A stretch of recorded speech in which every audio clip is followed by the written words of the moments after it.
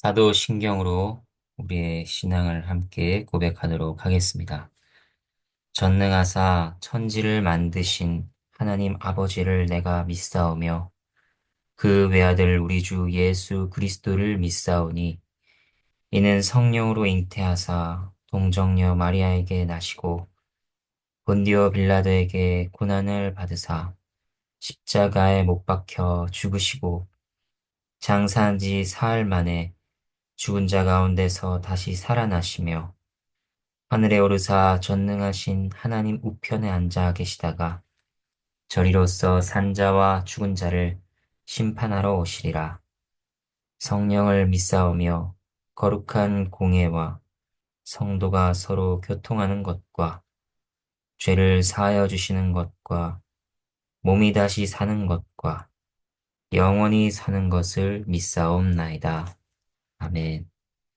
함께 찬양하도록 하겠습니다. 찬송가 144장입니다. 찬송가 144장 1절과 3절을 함께 찬양하도록 하겠습니다.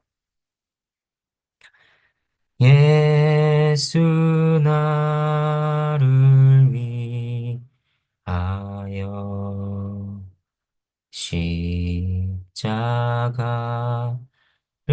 질 때 세상 죄를 지시고 구조다 하셨네.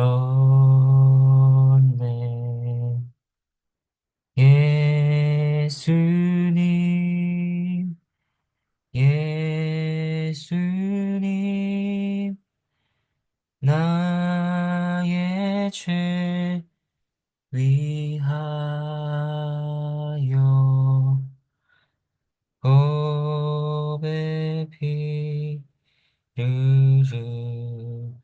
흘리니 죄인 받으소서. 비와 같이 붉은 죄 없는 이가 없네. 십자가의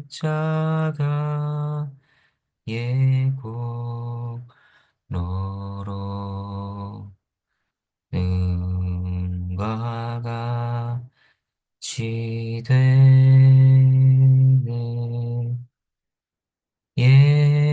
예수님,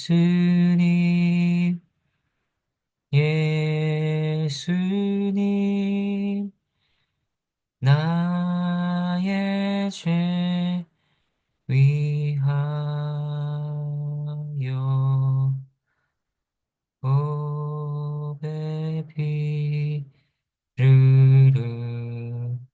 흘리니 죄인 받으소서.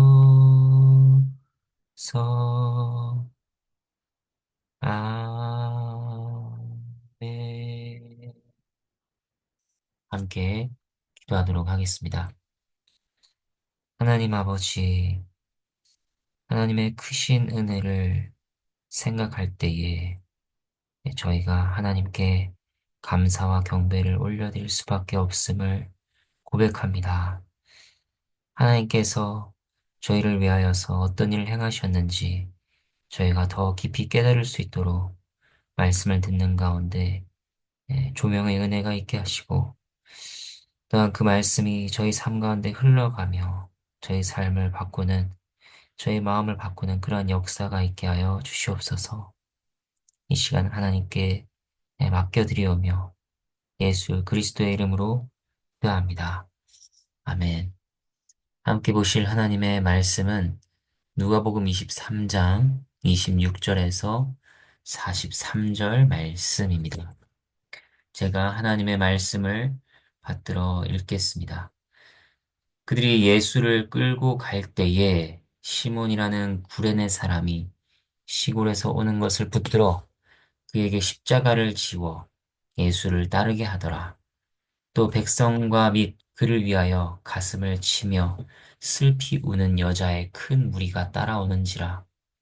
예수께서 돌이켜 그들을 향하여 이르시되 예루살렘의 딸들아 나를 위하여 울지 말고 너희와 너희 자녀를 위하여 울라. 보라, 날이 이르면 사람이 말하기를 잉태하지 못한 이와 해산하지 못한 배와 먹이지 못한 젖이 복이 있다 하리라. 그때 사람이 산들을 대하여 우리 위에 무너지라 하며 작은 산들을 대하여 우리를 덮으라 하리라. 푸른 나무에도 이같이 하거든 마른 나무에는 어떻게 되리요 하시니라. 또 다른 두 행악자도 사형을 받게 되어 예수와 함께 끌려가니라. 해골이라 하는 곳에 이르러 거기서 예수를 십자가에 못 박고 두 행악자도 그렇게 하니 하나는 우편에 하나는 좌편에 있더라. 이에 예수께서 이르시되 아버지 저들을 사하여 주옵소서 자기들이 하는 것을 알지 못함이니이다 하시더라. 그들이 그의 옷을 나눠 제비 뽑을새 백성은 서서 구경하는데 관리들은 비웃어 이르되 저가 남을 구원하였으니 만일 하나님이 택하신 자 그리스도이면 자신도 구원할지어다 하고 군인들도 희롱하면서 나와 신 포도주를 주며 이르되 네가 만일 유대인의 왕이면 네가 너를 구원하라 하더라. 그의 위에 이는 유대인의 왕이라 쓴 패가 있더라.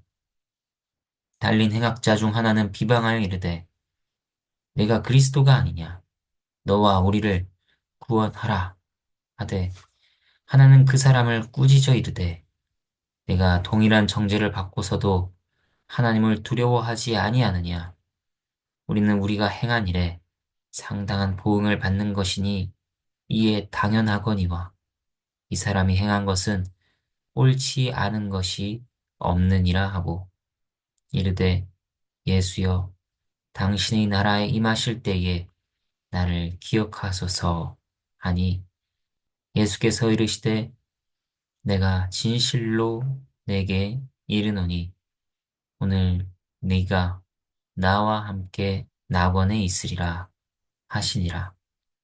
하나님의 말씀입니다. 하나님께 감사합니다. 두 부분으로 나누어 살펴보겠습니다. 하나는 26절부터 31절까지입니다. 예수님께서 끌려가시는 장면이 나옵니다. 그리고 나머지 32절부터 43절까지는 십자가에 매달리신 예수님의 모습이 나옵니다. 먼저 끌려가시는 장면을 보겠습니다. 예수님께서는 잡히시기 전날 밤늦도록 기도하셨습니다. 그리고 잡히시고 난 다음에는 세 곳이나 옮겨 다니시며 신문을 받으셨습니다. 모욕과 채찍질과 조롱을 당하셨습니다. 그 다음 골고다 언덕으로 십자가를 지고 가시는데 이것은 처형당할 죄인에게 이루어지는 관례였습니다. 하지만 예수님께는 밤새 있었던 일들과 아침에 있었던 일들로 인해 아무런 힘도 남아있지 않았습니다. 과정을 되짚어 보면 예수님께서 얼마나 힘드셨을지 우리는 어렵지 않게 상상할 수 있습니다. 그래서 군병들은 지나가던 구레네 사람 시몬을 붙들어 십자가를 지고 따라가게 했습니다. 이 시몬이 누구인가? 그에 대해 마가복음은 좀 더 자세하게 소개해주고 있습니다. 마가복음 1장 21절 보면 알렉산더와 루포의 아버지 시몬이라고 합니다. 굳이 아들들의 이름을 기록한 것은 무엇일까요? 이들이 당시 교회 안에 잘 알려진 자들이었다는 것입니다. 그러니까 아버지 시몬에게 있었던 일이 아들들에게까지 영향을 주며 이어졌다는 것을 암시하는 것이라 할 수 있습니다. 시몬은 당시 예수님의 십자가를 지고 따르며 억울하고 당황스러운 마음이 있었을 것입니다. 이게 대체 무슨 일인가? 어쩌다 이런 일이 일어났는가 생각했을 것입니다.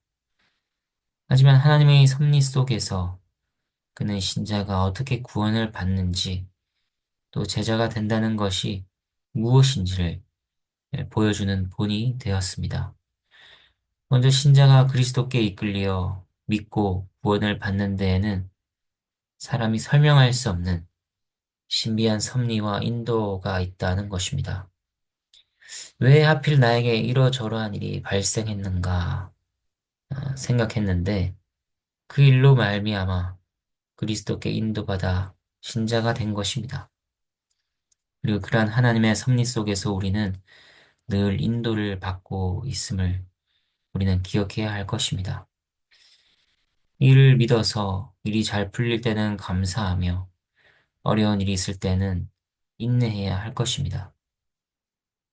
두 번째로 시몬을 통해 우리가 묵상할 것은 제자란 십자가를 지고 그를 따르는 자라는 것입니다. 시몬은 의도하지 않게 십자가를 지게 되었습니다. 하지만 신자는 이 모습을 마음에 새기고 의지적으로 이 일을 감당해야 합니다. 마태복음 16장 24절 말씀. 누구든지 나를 따라오려거든 자기를 부인하고 자기 십자가를 지고 나를 따를 것이니라고 하셨습니다. 자기 십자가가 무엇일까요? 예수님의 십자가는 예수님께서 이 땅에 오신 목적이며 사명이었습니다. 하나님의 뜻을 이루기 위한 고난과 희생이었으며 헌신이었습니다. 우리에게도 하나님께서 이 땅에 보내신 목적이 있고 소명이 있습니다. 그 사명을 감당하기 위한 고난과 희생과 헌신을 짊어지고 예수님을 따르는 것이 제자의 삶인 것입니다. 우리는 그러한 모습이 우리 삶에 이루어지고 또 지속되기를 하나님의 은혜를 구해야겠습니다. 다음으로 등장하는 것은 27절 예수님을 따라가는 백성과 여자로 이루어진 큰 무리에 대한 것입니다. 이들의 특징은 예수님으로 인하여 슬퍼하며 울었다는 것입니다. 그런데 그들을 향하여 예수님께서는 생각지 못한 말씀을 하십니다. 28절부터 31절 보면 슬퍼할 대상은 예수님이 아니라 너희와 너희 자녀라는 것입니다. 왜 그런가? 때가 되면 끔찍한 재앙이 그들에게 임할 것이기 때문입니다. 이것은 AD 70년에 있을 예루살렘이 함락되는 일과 그때 발생할 유대인들의 비극과 슬픔을 예언하신 것이었습니다. 이것은 종말의 상징적인 사건이라 할 수 있습니다. 푸른 나무 같은 의로우신 예수님께서 이처럼 참혹한 일을 당하고 계시는데 바싹 메마른 나무와 같이 쓸모없는 죄인들에게 임할 하나님의 공의는 얼마나 더한 것이겠는가. 그날에 임할 혹독한 심판의 참혹함을 알리고 계시는 것입니다. 그러므로 예수님의 고난을 동정하기보다 자신들의 죄와 타락을 깨닫고 그에 따른 심판을 생각하며 울라 하나님의 은혜를 구하는 눈물을 흘리라 그런 말씀이었습니다. 우리에게 적용하면 어떻습니까? 예수님의 고난을 묵상할 때 우리가 그분에 대해 인간적으로 딱하고 가엾게 여기기를 예수님께서는 전혀 바라지 않으신다는 것입니다. 도리어 우리는 예수님의 고난에서 하나님의 심판을 엿볼 수 있어야 합니다. 예수님께서 십자가에 달리시는 고난은 죄인들을 향한 하나님의 심판이었습니다. 또 역사의 한가운데 이루어졌던 예루살렘 멸망은 음, 하나님의 심판이었습니다. 그와 같이 역사의 마지막에는 최종적인 하나님의 심판이 실제로 있을 것입니다. 왜 예수님께서는 고난 받으셨는가? 바로 그 하나님의 심판으로부터 죄인들을 구원하시기 위해 대신 고난 받으신 것입니다. 최후의 심판이 있을 것을 알아 우리는 우리의 죄를 회개하며 예수 그리스도를 늘 붙잡고 믿어야 할 것입니다.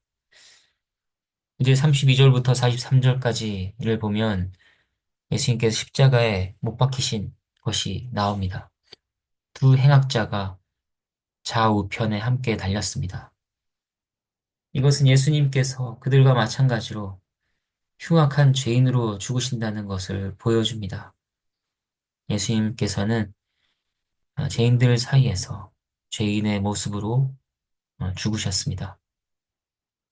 그런데 예수님께서는 그 가운데서 놀라운 기도를 하셨습니다. 34절 말씀, 아버지, 저들을 사하여 주옵소서. 자기들이 하는 것을 알지 못함이니이다. 예수님께서는 저들을 긍휼히 여기시며 하나님께 용서를 구하셨습니다. 이것은 결코 죄인에게서는 발견할 수 없는 모습이라 할 수 있습니다. 끔찍한 사형을 당하는 죄인에게서 떠올릴 수 있는 모습은 어떤 모습이 있을까요? 죄의식을 가지고 자신을 자책하는 모습일 수 있습니다. 또는 반대로 아주 뻔뻔하게 자신의 죄를 정당화하며 다른 이들을 저주하는 모습일 수도 있습니다. 하지만 예수님께서는 지극히 선한 모습으로 달리셨습니다. 불의하고 악한 자들을 도리어 불쌍히 여기시는 모습이었습니다. 예수님의 죽음이 보여주는 역설입니다. 죄인으로 죽으셨으나 완전한 의인으로 죽으셨다는 것입니다. 이것은 죄인들의 죄값을 짊어지신 대속의 죽음이라 하는 의미를 담고 있습니다. 고린도후서 5장 12절 말씀, 하나님이 죄를 알지도 못하신 이를 우리를 대신하여 죄로 삼으신 것은 우리로 하여금 그 안에서 하나님의 의가 되게 하려 하심이라. 이처럼 죄와는 상관도 없는 예수님을 죄로 삼으셨다는 말은 놀라운 복음을 담고 있습니다. 그러나 대부분의 사람들은 그러한 예수님의 죽음에는 관심이 없었습니다. 군병들은 그저 옷을 제비 뽑아 나누기에만 정신이 팔려 있었습니다. 눈앞의 작은 이익에 혈안이 되어 있을 뿐이었습니다. 백성은 구경했고 관리들은 비웃었습니다. 군인들도 희롱했죠. 심지어 옆에 달린 강도 중 하나도 예수님을 비방했습니다. 네가 그리스도가 아니냐? 너와 우리를 구원하라. 아주 뻔뻔한 태도로 예수님을 비방했습니다. 이처럼 죽어가면서도 저주와 악독을 뿜는 것이 인간입니다. 하지만 그들 가운데서도 예수님의 특별함을 발견한 자가 있었습니다. 그것은 예수님과 함께 달린 다른 강도였습니다. 그는 죄인에게서는 발견할 수 없는 모습을 예수님에게서 보았습니다. 완전한 의인이요, 지극히 선한 분이실 뿐 아니라 그가 참된 메시아라 하는 것을 보았습니다. 그의 말을 보면 그가 깨달은 바들을 볼 수 있습니다. 먼저 40절과 41절에서 그는 비방하고 있는 다른 강도를 꾸짖으며 이렇게 말했습니다. 네가 동일한 정죄를 받고서도 하나님을 두려워하지 아니하느냐? 우리는 우리가 행한 일에 상당한 보응을 받는 것이니 이에 당연하거니와. 먼저 그에게는 하나님을 두려워하는 마음이 있었습니다. 하나님께서 죄를 심판하시는 분이시라는 것을 고백했습니다. 그리고 자신의 죄에 대해 기꺼이 인정했습니다.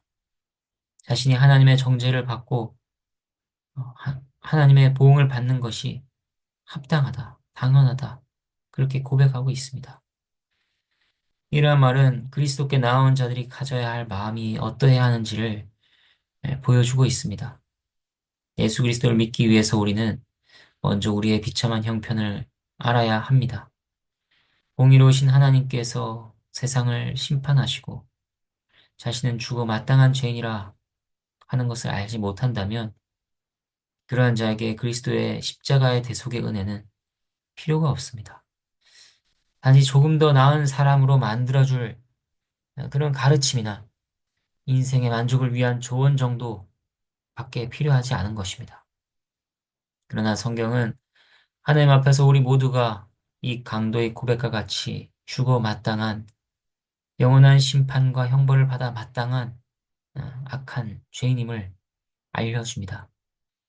우리에게 이러한 고백이 있는가? 우리는 스스로 돌아보아야 할 것입니다.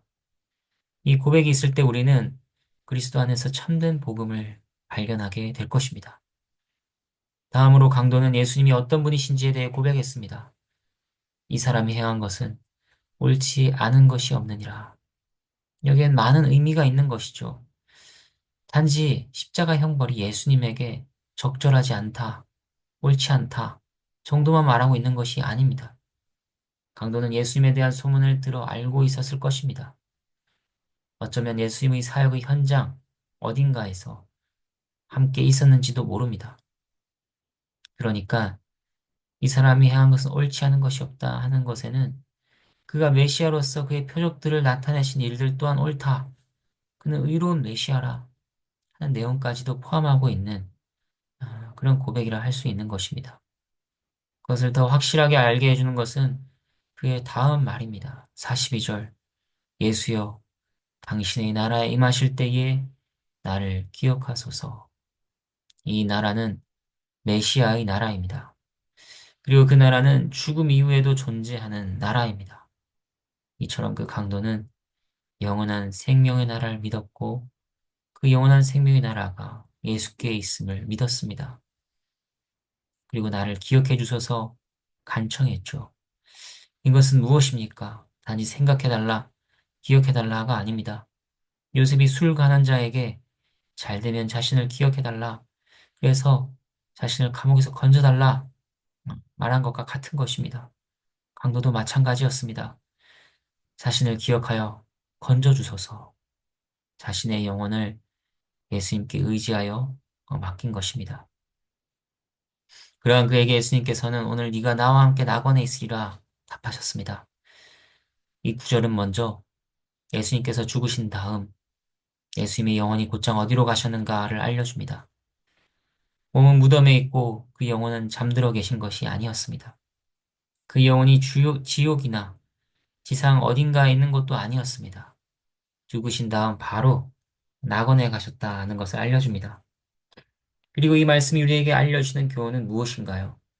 우리 역시 그저 우리의 영혼을 그리스도께 의탁하라는 것입니다. 아무 공로도 없고 그저 죽기 전 회개하여 예수님을 믿은 강도가 구원받은 것처럼 우리 또한 아무 공로 없이 그저 믿음으로 구원받는다고 하는 것입니다.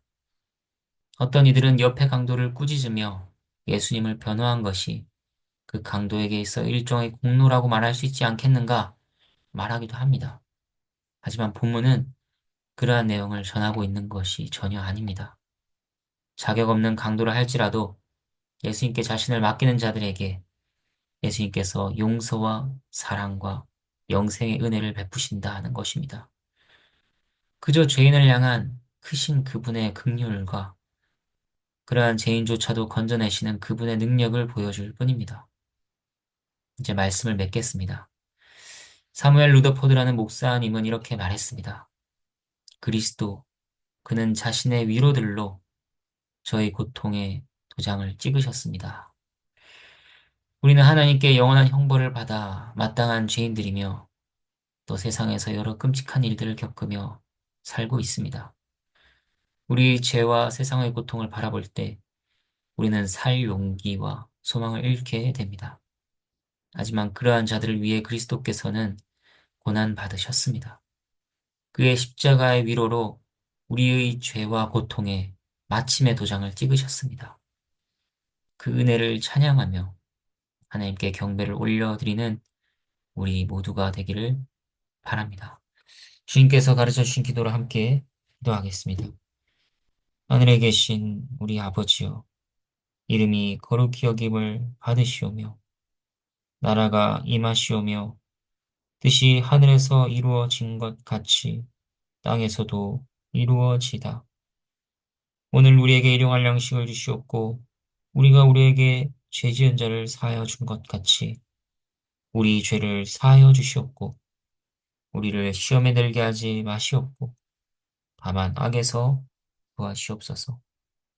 나라와 권세와 영광이 아버지께 영원히 있사옵나이다.